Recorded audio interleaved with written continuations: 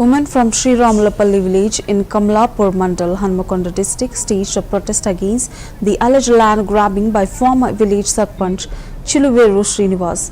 The aggrieved residents claim that the house they had been living in for the past 30 years were recently converted into agricultural land and registered in Srinivas' name, accusing him of threatening them to vacate the homes. The villagers expressed frustration over the inaction of revenue officials, alleging that authorities were ignoring their plight. They warned that if swift action is not taken, they would escalate the protest by marching to the collectorate to demand justice.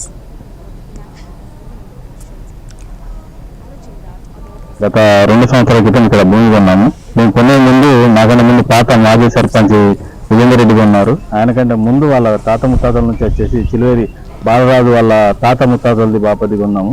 అదే కాకుండా ఇక్కడ total మొత్తం 6 ఎకరాలన్నర ఈ చిలువేరు మహేందర్ వాళ్ళ ఫ్యామిలీకి సంబంధించిన భూమి ఇది టోటల్గా. ఇక్కడ అందరూ ఇళ్ల స్థలాలకు ఇక దాదాపుగా ఒక 25-30 ఏళ్ళ నుంచి వెళ్ళి అందరికీ విక్రయించుకుంటూ వస్తున్నారు. ఇక్కడ ఏం జరిగిందంటే చిలువేరు శ్రీనివాస్ అనే వ్యక్తి మాజీ సర్పంచ్ చేసినప్పటి నుంచి వెళ్ళి భూమి మీద కన్నేసిండు.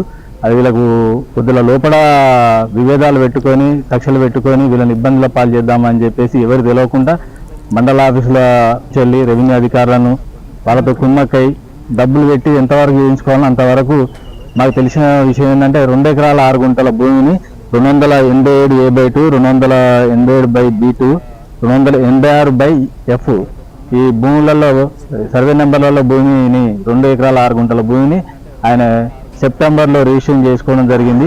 ఇండ్ల పట్టాను అగ్రికల్చర్ ల్యాండ్ కింద హౌజెస్ ఉన్న భూమి హౌజెస్ అని చెప్పేసి వచ్చింది.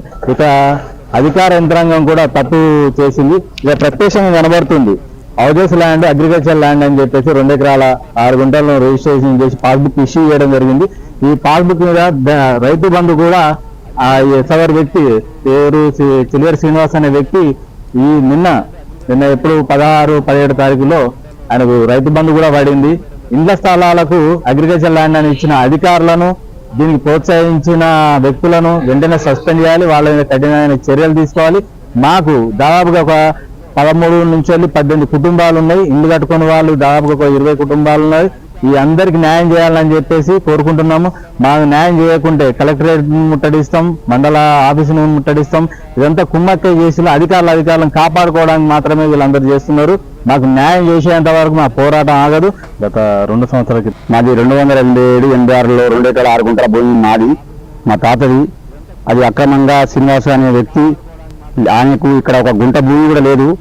మా పట్టా మాకు కావాలి. మాది అసలు భూమి మాది. మాకు మా తాతల కాంచి వచ్చిన ఇది వారసత్వం ఇచ్చిన భూమి మా తాత మీద ఉన్నది. మా తాత మీద అతనికి ఇక్కడ ఒక గుంట భూమి కూడా లేదు. ఏది దొంగ సర్టిఫికెట్ రూపొందించి సృష్టించి 2 ఎకరాల 6 గుంటలు ఆయన పాస్బుక్ తీసుకొని నూరాబాద్ లో నడి ఊళ్ళో ఉండేది. ఎంఆర్ఓ లంచాలు తీసుకొని ఇక్కడ భూమి లేదు. అందరూ నిరుపేదలు ఒక 10-15 మంది ఇల్లు కట్టుకొని 30 ఏళ్ల కింద నివాసం ఉంటున్నారు. వాళ్ళని కాల్ చేయమని బెదిరింపులు చేస్తున్నాడు. నైట్ అంతా వచ్చి ఇళ్ళ దాడి చేస్తున్నాడు. అతని మీద పోలీస్ అధికారులు కూడా పట్టించుకుంటలేరు.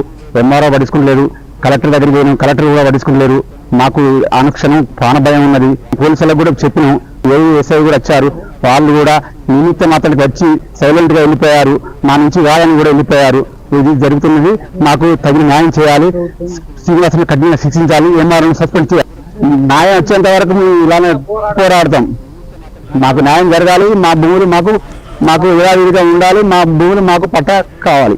మాది 287-86లో 2 ఎకరాల 6 గుంటల భూమి మాది. That's all for this bulletin. Keep watching CVR English.